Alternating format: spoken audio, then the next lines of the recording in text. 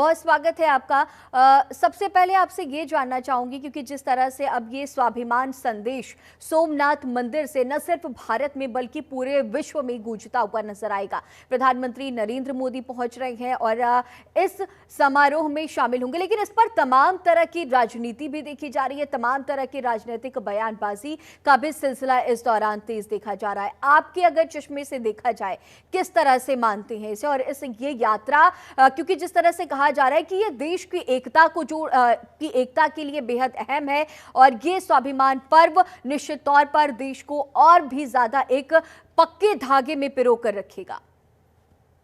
ओम नमः शिवाय। श्री भगवते सांब सदा शिवाय नमः। ओम सोमनाथाय नमः। देखिए, यह जो एक यात्रा है देश के प्रधानमंत्री की, और वो भी सोमनाथ जी को लेके, ये देश के अस्तित्व और गौरव को महसूस करने और गौरवान्वित होने का क्षण है। सोमनाथ ही वह स्थान है जो लगातार विदेशी आक्रांताओं के निशाने पे रहा। 17 बार जिस पर आक्रमण हुआ हिंदुओं की, वो ऐसा नहीं है कि उनको सिर्फ हमारे जो हिंदुस्तान को लूटना था, बल्कि उन्हें हिंदुस्तान के जो सनातन धर्म के लोग थे, हिंदू धर्म को मानने वाले थे, उनको नीचा दिखाने के लिए वो हमारे पूजा प्रतिष्ठानों को नष्ट करते थे। आपको ध्यान होगा, सोमनाथ के मंदिर के दरवाजे तक को जो है वो निकाल कर ले गए थे स्वाभिमान के तौर पर, कि किसी भी तरीके से उसको जो है उन्होंने वहां पर हमें सिर्फ नीचा दिखाना था। और जब राजा रंजीत सिंह ने युद्ध जीता तो वही जो दरवाजा था वो वापस लेकर आए, जो आज दर्शन ड्योढ़ी पे रखा गया। तो एक तरीके से अगर हम देखें तो यह जो यात्रा है, ये सनातन धर्म को गौरवान्वित करने वाली, एक चेतना भरने वाली, एक नई ऊर्जा भरने वाली, और एक नए भारत को यह कहने वाली कि यहाँ धर्मनिरपेक्षता का ढोंग नहीं चलेगा। यहाँ जो कुछ होगा वो इस देश की बहुसंख्यक आबादी के धार्मिक और मानसिक और उनकी धार्मिक जो अधिकार है उनकी रक्षा करते हुए होगा। इसलिए यह यात्रा अपने आप में बहुत महत्वपूर्ण। साथ ही साथ अब देखिए, इस पर जिस तरह से सोमनाथ स्वाभिमान पर्व को मनाने का उद्देश्य और क्या होना चाहिए, क्योंकि जिस तरह से इस पर हम देख रहे हैं तमाम तरह की बयानबाजी हो रही है, एक धर्म को, एक आस्था को राजनीति से जोड़ा जा रहा है और निश्चित तौर पर ये करना बेहतर नहीं होगा। धार्मिक आस्था का उत्सव, राजनीतिक संदेश या सांस्कृतिक चेतना, इसका समाज पर क्या प्रभाव पड़ेगा, कितना असर पड़ेगा? अगर इसमें हम समझे, देखिए आपको ध्यान हो, जब सोमनाथ मंदिर का पुनरुद्धार हुआ था, जीर्णोद्धार हुआ था, उस वक्त में तत्कालीन प्रधानमंत्री जवाहरलाल नेहरू ने इसमें जाने से मना कर दिया था। और जब उन्हें ये पता चला कि उस तत्कालीन राष्ट्रपति उसमें शामिल होने के लिए जा रहे हैं, तो उन्होंने राष्ट्रपति को भी जाने से रोकने का प्रयास किया। तो सोमनाथ मंदिर और देश की राजनीति का एक दूसरे में चोली दामन का साथ रहा है। और इस देश में जो भी लोग सेकुलरिज्म का झंडा बरदार हैं, जो भी ये अपना कह लीजिए मोमबत्ती गैंग है, जो भी वामपंथ को मानने वाले हैं, जो भी इस देश में जानते हैं कि सर्वधर्म की जो एक चाशनी चटाने वाले हैं, उनको सबसे ज्यादा अगर कोई चीज अखरती है तो भारत के मंदिर अखरते हैं। वो चाहे काशी कॉरिडोर की बात कर लीजिए, अयोध्या का मंदिर की बात कर लीजिए, सोमनाथ मंदिर की बात कर लीजिए, जो मंदिर सनातन धर्म के गौरव का प्रतीक बनते जा रही हैं, ये हर व्यक्ति वो कहता है, अरे वहां राम मंदिर बनाने की क्या जरूरत थी, वहां तो हॉस्पिटल बना देते, वहां लाइब्रेरी बना देते, वहां ऐसा कर देते। लेकिन वो यह नहीं जानते कि भगवान राम का स्थान हो या भगवान शिव का स्थान हो, लाइब्रेरी तो हजारों में बन सकती है, अस्पताल हजारों बन सकते हैं, लेकिन भगवान का जन्म स्थान नहीं बन सकता। इसी तरीके से आज जो सोमनाथ की गौरव यात्रा है, तो ये अपने आप में पूरे देश नहीं, पूरे विश्व के अंदर रहने वाले जो सनातन धर्म के लोग हैं, उनको अपने आप में सनातन धर्म से और सोमनाथ जी के पवित्र स्थान से जोड़ने का है। सोमनाथ देखिए एक आम ज्योतिर्लिंग नहीं है, सोमनाथ वह ज्योतिर्लिंग है जिसने सबसे ज्यादा विदेशियों के प्रहार झेले हैं, और उसके बावजूद वो अपने गौरवान्वित और अपने अलौकिक स्वरूप के अंदर आज भी विद्यमान है। वो जीत है सनातन की, वो जीत है हिंदू स्वाभिमान की, वो जीत है भारतवर्ष की, वो जीत है सनातन के भगवा ध्वज की, कि इतने हमने प्रहार झेले लेकिन हमने अपने ना हमने अपना धर्म छोड़ा, ना हमने अपनी संस्कृति छोड़ी, ना हमने अपनी पूजा पद्धति छोड़ी, ना हमने अपना व्यवहार छोड़ा। यही एक जीत है कि, और यह एक संदेश है पूरे विश्व को, आप हमारे पे लाख प्रहार करिए, हमारे पे लाख जुल्म करिए, लेकिन ना हम अपना धर्म छोड़ेंगे, ना हम अपनी संस्कृति छोड़ेंगे, ना हम अपनी पहचान छोड़ेंगे। और जिस तरह से पंडित जी देखिए, हम सभी हिंदू हैं, हम सनातन धर्म के मानने वाले लोग हैं, और निश्चित तौर पर अगर इस तरह से किसी भी मंदिर का जीर्णोद्धार हो रहा है, मंदिर को विकसित किया जा रहा है, वहाँ पर पुनर्स्थापना की जा रही है, तो निश्चित तौर पर ये सभी हम सभी हिंदू धर्म को मानने वाले, सनातन धर्म के मानने वाले लोगों के लिए गौरव की बात है। लेकिन जिस तरह से इसमें राजनीति हो रही है, राजनेताओं के जिस तरह से इसमें बयान जिस तरह से सामने आते रहते हैं, और जिस तरह से अभी अभी आपने जिक्र भी किया था पंडित जवाहरलाल नेहरू का, जब उन्होंने जाने से भी मना कर दिया था और उन्होंने तत्कालीन राष्ट्रपति को भी जाने से मना करते हुए नजर आ रहे थे। अगर आज के परिदृश्य में देखें, आज के वक्त में अगर हम देखें, अगर इस पर्सपेक्टिव में हम देखें, तो कितना इम्पैक्ट डालेगा? क्योंकि आने वाली पीढ़ियों को जिस तरह से प्रधानमंत्री नरेंद्र मोदी का ये संकल्प है, वो संदेश देते हैं कि हम जिस तरह से मंदिर का जीर्णोद्धार कर रही हैं और ज्यादा विकास के क्षेत्र में हम अपने सनातन धर्म को लेकर के आगे जा रहे हैं, ये हमारी आने वाली पीढ़ियों के लिए निश्चित तौर पर गौरव की बात होगी, गर्व की बात होगी। लेकिन वहीं इस पर तमाम ऐसे लोग हैं जो इस पर राजनीति करते हुए देखे जाते रहे हैं। देखिए, जहां तक राजनीति करने की बात है, तो मैंने आपसे बताया कि इस देश में जब तक ये सेक्युलरिज्म की बीमारी है, जब तक इस देश के अंदर हिंदुओं को सेकंड सिटीजन समझा जाता है, जब तक, जहां तक कि अपने आप पढ़े लिखे तभी हैं, आप कॉन्स्टिट्यूशनल राइट्स वाले तभी हैं जब तक आप सेक्युलर नहीं अपने आप को कहेंगे। और सेक्युलर होने की जो एक पहचान है वो ये है कि हिंदू और सनातन धर्म को गाली देना, हमारी पूजा पद्धति को, हमारे पूजा प्रतिष्ठानों की निंदा नहीं करोगे तो आप सेक्युलर नहीं हो। अब मैं वही बात है कि नटवर सिंह जी ने अपनी किताब में, बायोग्राफी में लिखा कि जब इंदिरा गांधी अफगानिस्तान के दौरे पे थी, तो वो जाके बाबर की कब्र के आगे जो है उन्होंने जाकर नमाज पढ़ी थी। ये तो मेरा कहना नहीं है, नटवर सिंह की किताब में है कि उन्होंने जाकर इस तरीके से किया था। तो आज की तारीख में ये है कि इस देश में सबसे ज्यादा जिस पार्टी ने शासन किया है और उस पार्टी की शासन करने वाले जो लोग हैं, अगर वही सनातन धर्म के विरोध में रहे हैं, तो आप समझिए कि हमारे लिए तो जो प्रहार 1947 से पहले था, वही प्रहार हमारे ही देश के लोगों के द्वारा, राजनीतिक दलों के द्वारा आज भी जारी है। राम मंदिर बनने में बताइए क्या कम विघ्न आए? अपने ही देश के अंदर अपने भगवान राम की, जिनके नाम की छुट्टियों का पूरा देश मनाता है, रामनवमी की छुट्टी और दीपावली की छुट्टी है जो भगवान राम से जुड़ी है, वो सुप्रीम कोर्ट के जज से लेके पूरा देश, हर देश समुदाय मनाता है। उसी को साबित करने के लिए हमें सुप्रीम कोर्ट के अंदर लड़ना पड़ा कि नहीं, भगवान राम है, उनका अस्तित्व है। कभी यही राजनीतिक पार्टियां कहती थी कि राम सेतु का कोई अस्तित्व नहीं होता, इसको तोड़ देना चाहिए। कभी यही राजनीतिक पार्टियों के बयान हुआ करते थे कि भगवान राम तो काल्पनिक है, इनका तो कोई अस्तित्व ही नहीं है। इसी तरीके से राम और कृष्ण का विरोध करने वाले, इनको लगातार गालियां देने वाले जो लोग आज हमारी देश की संसद में बैठे, हमारे लिए कितने शर्म की बात है। लेकिन क्यों? इस देश ने वो भी समय देखा है जब उत्तर प्रदेश के मुख्यमंत्री ने कहा था कि मुझे मुसलमानों का विश्वास जीतने के लिए 17-18 लोगों की हत्या करनी पड़ी गोली चला के, और मैं और भी ज्यादा करता अगर मुझे जरूरत पड़ती तो। यहाँ तो हिंदुओं के नरसंहार को सेकुलरिज्म का प्रतीक माना जाता है।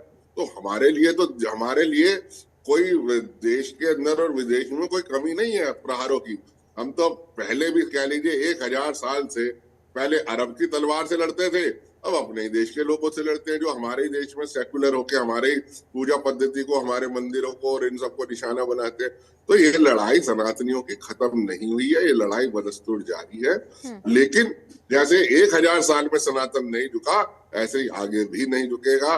और हम पूरे गर्व के साथ सोमनाथ यात्रा निकालेंगे, काशी विश्वनाथ की यात्रा निकालेंगे, भगवान राम की यात्रा निकालेंगे। ओम नमः शिवाय, श्री भगवते सांब सदा शिवाय नमः।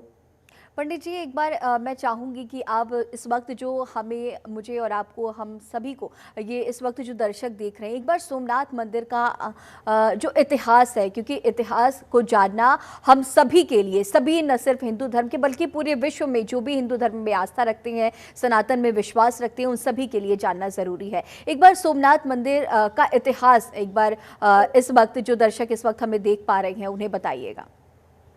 देखिए, जो सोमनाथ मंदिर है, ये सबसे, जो हमारे 12 ज्योतिर्लिंग है, 12 ज्योतिर्लिंग में सबसे पहला स्थान अगर किसी का है तो सौराष्ट्र सोमनाथम जय श्री शैले मल्लिकार्जुनम, यानी हमारे यहाँ जो 12 ज्योतिर्लिंग की वो करी गई है, तो उसके अंदर पहला जो स्थान है वो सौराष्ट्र यानी कि गुजरात के अंदर जो ज्योतिर्लिंग प्रकट हुए वो सोमनाथ है। यानी कि पहले ज्योतिर्लिंग की संज्ञा जो दी गई है वो सोमनाथ जी के ज्योतिर्लिंग पर दी गई है। और ये जो पहली ज्योतिर्लिंग में अगर देखेंगे तो सारे के सारे एक सीध के अंदर आते हैं, जो द्वादश के द्वादश ज्योतिर्लिंग है। तो जो भगवान शिव का अपने आप में ज्योतिर रूप में सबसे पहले अगर प्रकट हुए थे तो वो सोमनाथ के अंदर हुए थे। इसलिए जिस ज्योतिर्लिंग की सबसे ज्यादा जो महत्व है वो यही है। और यहाँ पर ये आप देखेंगे, इसका बहुत ही इतना क्या था कि यहाँ पर इस तरीके की शक्तियां थी एक समय के अंदर। यहाँ पर त्रिशूल से लेके और कई चीजें थी जो हवा के अंदर अपने आप में प्रकट हुआ करती थी, और बहुत ही देवीय और बहुत ही एक तरीके से कह लीजिए कि चमत्कारी शिवलिंग के रूप में, ज्योतिर्लिंग के रूप में सौराष्ट्र के सोमनाथ की स्थापना हुई। और जब इसको 17 बार तोड़ा गया और इसको खंडित किया गया, यहाँ तक कि इसके टुकड़े जाकर लेके जाके वहां पर उन्होंने अपने जीने पे या अपनी चौखटों पे लगाए जब विदेशी आक्रांताओं ने, तो इसकी पुनर्स्थापना के लिए जो वहां के जितने भी हमारे साधु संत है सौराष्ट्र के कच्छ क्षेत्र के अंदर रहने वाले, उन्होंने बहुत ही लंबी लड़ाई इस ज्योतिर्लिंग को बचाने के लिए लड़ी।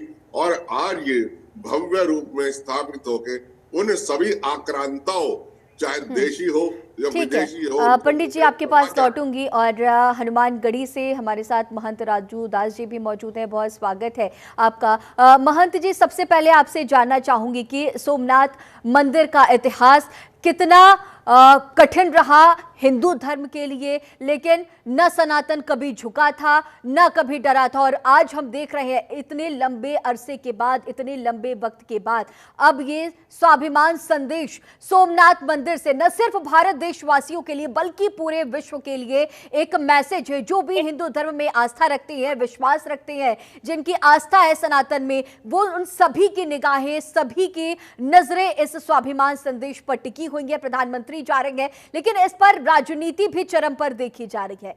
एक बार जिक्र कीजिएगा आपकी नजर से ये स्वाभिमान संदेश कितना अहम है, न सिर्फ हिंदुओं के लिए बल्कि पूरे विश्व में हिंदू धर्म के मानने वाले लोगों के लिए, न सिर्फ भारत के लोगों के लिए। पहले तो बहुत बहुत साधुवाद, आभार, धन्यवाद। आपने बहुत ही महत्वपूर्ण विषय पे जोड़ने का हमको प्रयास किया है। मैं एक हिंदू सम्मेलन में जा रहा था, इसमें संघ का 100 वर्ष पूरे होने पे जगह जगहों पे हिंदुओं को एक जागरूक करने का कार्य और काम चल रहा है, लेकिन बीच रास्ते में रुककर आपसे जुड़ने का अवसर मिला। बहुत बहुत साधुवाद, आभार। पंडित अजय गौतम जी बहुत सुंदर बोल रहे थे, उनको भी साधुवाद, आभार, धन्यवाद। देखिए, पहले तो मैं धन्यवाद व्यक्त करता हूं देश के माननीय यशस्वी प्रधानमंत्री मोदी जी का, जिनकी जिनकी भावना, जिनकी आस्था, जिनका विश्वास सदैव राष्ट्र प्रथम, नेशन प्रथम, धर्म प्रथम और विश्व पटल पर कैसे भारत को स्थापित कर सके, चिकित्सा, शिक्षा, रोजी रोजगार, व्यवसाय, यह प्रयास मोदी जी का सफल हो रहा है। और उस सफलता का मूल मंत्र में सनातन संस्कृति है। बिना सनातन संस्कृति के भारत का डेवलप, भारत का उत्थान, भारत का वैभव, भारत का जो एक विजन है, उस विजन को नहीं पाया जा सकता, क्योंकि भारत संस्कृति प्रधान देश है, जहां पर कंकर कंकर में शंकर जी की व्यापकता हो, जहां पर तमाम सब के सब महापुरुष जिन्होंने समाज को, राष्ट्र के लिए अपने आप को समर्पित कर दिया, यहाँ के ऋषि मुनि, दधीची जैसे महात्मा जिन्होंने अपने देह को परित्याग कर दिया राक्षसों को अंत करने के लिए।